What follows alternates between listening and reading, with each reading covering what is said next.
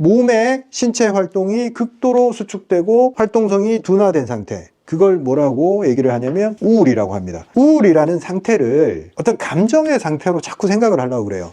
우울은 절대 감정의 상태가 아닙니다. 내 피부 가려운 거나 기분이 우울한 거랑 같은 거라고, 진짜 같은 거예요. 안녕하십니까 구독자 여러분, 이승원장입니다. 사람들이 스트레스를 받았을 때 질병이 생기고 문제가 생긴단 말이에요. 우리가 의식적으로 스트레스는 정신작용이라고 생각을 하고 몸은 별도로 아픈 거, 육체적인 거, 물리적인 거 이렇게 생각을 하잖아요. 정신과 육체, 몸과 마음, 이걸 따로 생각을 하잖아요, 습관적으로. 제가 나중에 말씀드리겠지만 현대 과학적으로 우리 정신 활동은 육체 활동의 어떤 표현일 뿐이에요. 정신과 육체가 실제로 따로 있는 게 아니고 정신 활동 또한 육체 활동의 표현일 뿐이다. 우리가 흔히 생각하는 정신은 고귀한 것, 육체는 그냥 물질로 이루어진 것, 이렇게 나눌 수 없다라고 얘기를 합니다, 현대과학에서. 근데 우리가 그 얘기는 별로 와닿지 않죠. 몸은 몸이고 내 생각은, 내 느낌은 기분 좋을 때 기분 좋고 어떤 종잡을 수 없단 말이에요. 내 마음도 내 마음대로 할 수 없다. 어떤 통제하기 힘든 그런 종류의 어떤 활동으로 치부하고, 그리고 몸에 대한 문제는 육체적인 문제고 현실적으로 눈에 보이니까 이거는 치료를 하든 어떻게 하든 처리할 수 있다, 이렇게 구분지어서 생각하는 게 습관이란 말이죠. 현대 정신과학에서 정신의 활동은 절대 따로 분리된 게 아니고 육체의 활동일 뿐이다. 즉 똑같이 몸이 물리적 법칙이나 화학적 법칙에 의해서 움직이듯이 정신의 활동 또한 물리적 화학적 법칙을 벗어나지 않는다, 이렇게 얘기를 합니다. 재밌게도 1600년대에 살았던 스피노자라는 철학자도 똑같은 얘기를 합니다. 정신과 육체는 분리될 수 없다. 두 개의 단어로 존재하지만 그것은 같은 것을 지칭한다, 이렇게 얘기를 합니다. 그럼 우리가 되게 표현하기 힘든 어떤 감정 상태들 있잖아요. 제가 여기 적어놓은 일상생활을 하면서 느끼는 어떤 감정의 형태, 이런 정신활동이 몸과 분리될 수 없다면 이게 의미하는 바는 과연 뭘까? 기쁘다는 것은 무엇을 의미할까? 스피노자는 이렇게 얘기를 합니다. 한마디로 이렇게 정의를 해요. 존재의 확장, 생명력이 넘쳐나는 그런 상태를 얘기를 하는 거예요. 그리고 그 반대되는 면에 있는 슬픔은 존재의 축소라고 얘기를 합니다. 즉 기쁨이란 것은 우리가 건강할 때, 그리고 사랑하는 사람이랑 있을 때, 그리고 성공, 성취를 이룰 때. 슬픔이란 것은 죽음, 상실, 질병의 상태, 이럴 때 이 현상이 나타난단 말이죠. 즉 우리가 표현하는 감정이라는 것은 실제로 신체의 어떤 상태를 얘기를 하는 거지 별도로 존재하지 않는다는 거죠. 이것은 몸의 상태를 의미한다. 몸과 같다. 물에 비유하자면 얼음이든 물이든 수증기든 다 H2O예요. 그런데 물이 에너지가 많을 때는 수증기 상태가 되고, 일반적으로 물의 형태가 있고 에너지가 부족해지고 활동이 줄었을 때는 얼음의 상태가 된다. 모두 다 물질이지만 어떤 상태에 따라서 활동하는 영역, 방식, 이런 게 달라지는 거죠. 즉 기쁨과 슬픔도 육체입니다. 육체인데 표현하는 방식이 달라진 거죠. 기쁨이란 것이 따로 단어로 이렇게 존재하는 게 아니고 몸이 이렇게 평온한 상태, 확장된 상태, 에너지가 넘치는 그 상태를 지칭해서 이런 걸 다 종합해 보니까 혈관도 확장되고 동공도 확장되면서 기분이 좋아서 아드레날린이 나오고 혈액순환이 잘 돼서 손발이 따뜻해지고 편안한 마음을 느끼고 심박수가 안정이 되고 혈관이 확장돼서 쭉 혈액이 잘 통하는 느낌, 그리고 몸의 모든 근육들이 이완이 되고 안전하다, 불안하지 않다, 이런 감각을 느낄 때, 즉 몸의 많은 변화들, 긍정적 그 변화들을 모두 모아놨을 때 그 반응의 총합을 우리는 기쁨이라고 정의 내릴 수 있습니다. 동시에 많은 것들이 일어나서 하나하나를 구분해서 인지하지 못하지만 그 좋은 상태를 우리는 그냥 기쁨이라는 단어로 이렇게 적을 수 있는 겁니다. 이 기쁨 안에 들어있는 상태는 굉장히 몸의 여러 가지 반응들을 다 담고 있는 단어입니다. 우리가 평상시에 기분이 좋아, 기분이 나빠 이렇게 말하고 있지만 실제로는 몸의 상태가 이렇게 힘이 넘쳐, 힘이 줄어들었어, 에너지가 줄어들었어, 그리고 활동성이 높아졌어, 활동성이 낮아졌어. 물리적 현상으로 다 단어를 바꿔서 설명을 할 수가 있어요. 다시 말하지만 정신 상태가 따로 존재하는 게 아니고 우리한테는 몸 하나만 존재할 뿐입니다. 그 몸의 반응이 어떤 형태로든 표출이 되는 것일 뿐이다. 그렇다면 우리가 스트레스를 피하거나 어떤 몸의 상태를 건강하게 만든다 하는 것과 기분을 좋게 한다 하는 것은 같은 의미를 지닙니다. 기분이 좋아지면 몸의 스트레스가 낮아지고 몸이 건강해진단 말이죠. 반대로 얘기해서 몸이 튼튼해지고 아까 말했던 기쁨의 신호들을 우리가 의도적으로 만들어낸다면 기쁨의 감정을 만들어낼 수 있다. 굉장히 간단한 실험으로 우리가 웃는 얼굴 사진을 이렇게 놔두고 이렇게 쳐다보잖아요. 그럼 사람이 그거에 반응해서 지금 기분이 좋든 말았든 간에 입꼬리가 올라가면서 기분이 좋아지고 웃음을 짓게 돼 있어요. 몸이 반응하면 기분이 따라온다. 이걸 정확하게 이해를 해야 됩니다. 기분이 안 좋다고 나는 기분이 안 좋아, 기분이 안 좋아 할 필요가 없다는 거죠. 몸을 어떻게든 기분 좋음의 영역으로 옮겨 놓으면 기분은 그냥 좋아진다. 기분을 내가 스스로 어떻게 하려고 자꾸 하지 말라는 거죠. 또 다른 종류의 우리 감정들 있잖아요. 이런 게 우리가 가지고 있단 말이에요. 동물들도 많이 가지고 있어요. 이런 감각들을 다 가지고 있습니다. 생존에 필요하기 때문에 진화 과정에서 이런 감정이란 것을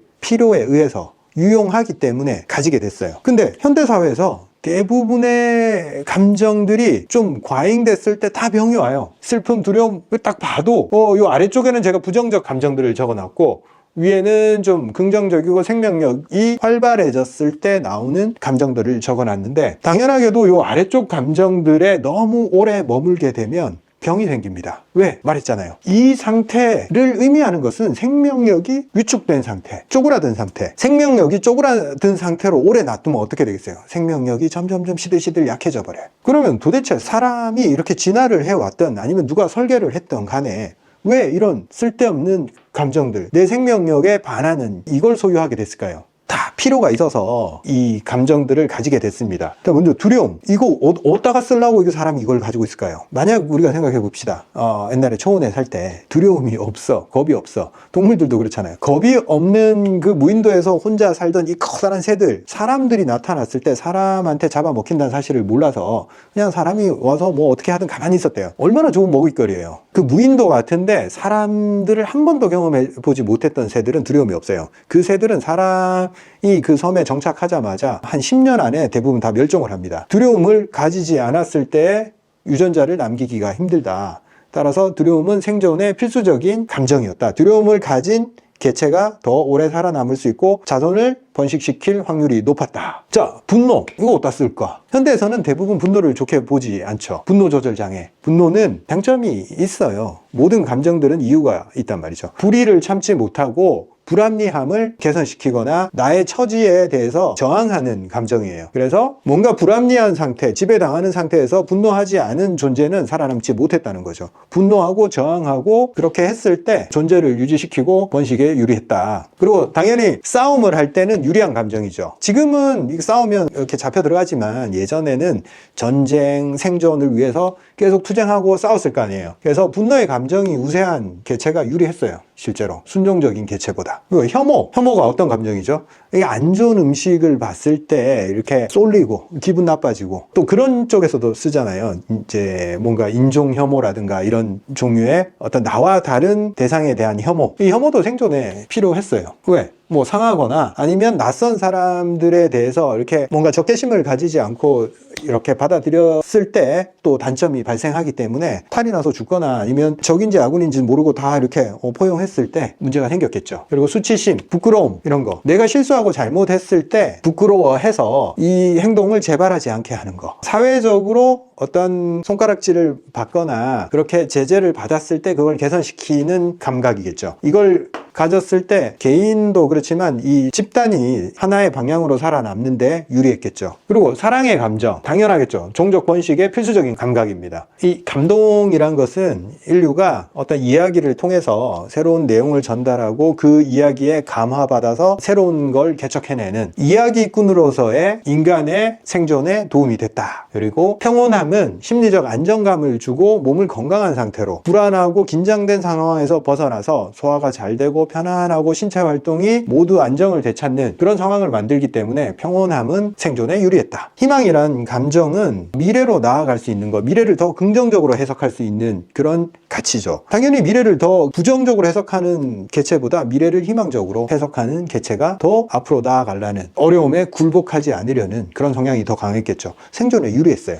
이 위에 있는 이 감각들은 사실 현대에 있어도 굉장히 유용해요. 저걸 통해서 몸을 건강하게 할 수 있고 내 유대관계, 주변 사회, 그리고 주변 사람들한테 좋은 영향을 끼칠 수 있는 아주 좋은 감각이죠. 근데 아래쪽에 있는 감각들은 어때요? 물론 필요해요. 근데 과잉되거나 지속시간이 길어졌을 때 몸이 무조건 문제가 생깁니다. 부정적 상태에 오래 머무른 몸은 생명력에 위축이 오기 때문에 결국 질병을 유발하게 되겠죠. 상황이 바뀌었는데 몸의 감각은 그대로인 거예요. 우리가 사바나 초원에서 살던 때의 인류랑 지금 이 빌딩 숲에 휩싸여서 아파트에 사는 이 인류, 사람들이랑 굉장히 밀집도가 높게 이렇게 살아가는 인류한테도 이 감정은 그대로 똑같이 남아 있습니다. 근데 상황이 변했잖아요. 조건이 너무 다르단 말이에요. 그래서 이 생존에 유리했던 이게 별로 필요성이 없어진 거죠. 별로 좋지는 않지만 생존에 유리했기 때문에 몸이 가지고 있었던 감정이지만 현대사에서는 효용성이 많이 떨어져요. 그래서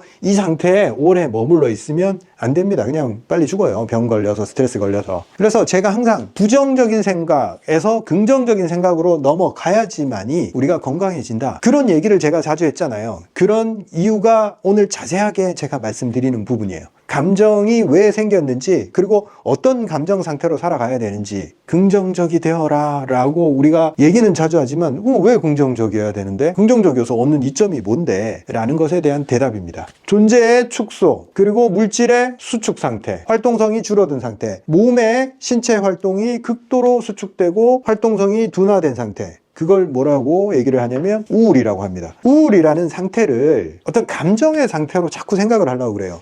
우울은 절대 감정의 상태가 아닙니다. 나 우울해. 지속적으로 기분이 계속 안 좋다는 얘기잖아요. 그게 감정의 상태일까요? 그렇지 않습니다. 우울이라는 것은 존재가 극도로 위축된 상태, 몸이 생명력을 잃어버린 상태, 확장성을 더 이상 유지시키지 못하는 상태, 축소돼서 나 이제 아무것도 안 할래. 삶의 의지가 없어. 살기가 싫어. 왜 사는지 모르겠어. 뭘 해도 재밌는 게 없어. 움직이기도 싫어. 손가락도 까딱하기 싫어. 사람들이 너무 싫어. 존재로서 우리가 당연히 살아가면서 행해야 될 모든 즐거움들은 다 사라져버린 상태예요. 왜 이런 상태가 만들어졌을까? 부정적 감정에 오래 머물러 있었기 때문이에요. 혹은 내 몸의 활성도를 끌어올리지 못했기 때문에 그래요. 몸을 제대로 쓰지 못했다는 거죠. 계속 축소시키고 활동성을 줄여왔기 때문에 몸의 에너지가 다 고갈이 돼서 더 이상 쓸 게 없어요. 나는 다 바닥났어요. 이런 몸의 상태를 의미합니다. 감정의 상태도 결국 몸의 상태라고 얘기했죠. 두 개가 분리될 수 없어요. 같은 거예요. 결론적으로 종합해서 말씀드리면 우리가 스트레스, 감정, 기분 좋음, 나쁨, 이런 모든 것은 몸의 상태를 의미하는 것이다. 감정이 따로 존재하지 않는다. 내가 힘들고 지치고 부정적 감정에 오래 머물러 있거나 결국 우울한 상태까지 떨어졌을 때는 내 몸이 생명력이 많이 사라진 상태다.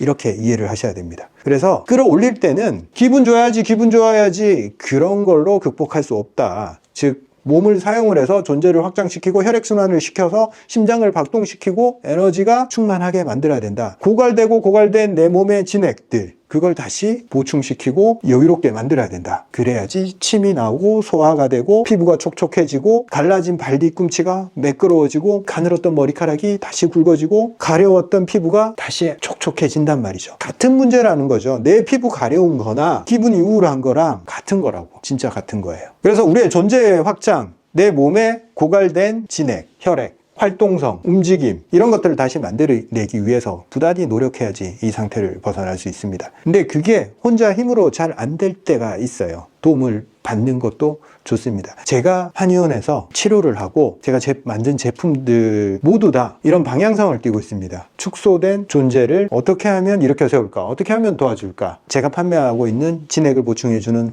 그리고 환기비책, 기력을 올려주는 거 모두 다 그런 목적입니다. 근본적으로 딴 게 없어요. 제가 하고자 하는 것은. 한의원에 와서 한약을 쓰고 제가 약침을 쓰고 이런 것도 모두 다 기분을 좋게 하기 위함입니다. 기분을 좋게 한다는 것은 몸이 생명력을 되찾게 도와주겠다. 이 목적입니다. 저한테 와서 치료하라 이런 뜻이 아니에요. 내 몸에 대해서 내가 조금 더 이해를 하고 내 몸이 어떤 상태인지를 내 기분을 통해서 인지하고 파악하고 해결하려고 노력하자, 이런 뜻에서 오늘 말씀을 드렸고, 다음 시간에는 기쁨의 상태, 즉 우리가 최악의 상태, 이만큼 다운된 상태에서 결국 보고만 있어도 즐거운 상태, 떨어지는 낙엽에도 깔깔거리던 그 생명력이 충만한 상태로 돌아가고자 함이 곧 치료잖아요. 이건 도대체 어떤 상태를 의미하고 이쪽으로 가기 위해서는 우리가 어떻게 노력을 해야 될지 다음 시간에 또 재밌는 얘기로 찾아뵙도록 하겠습니다.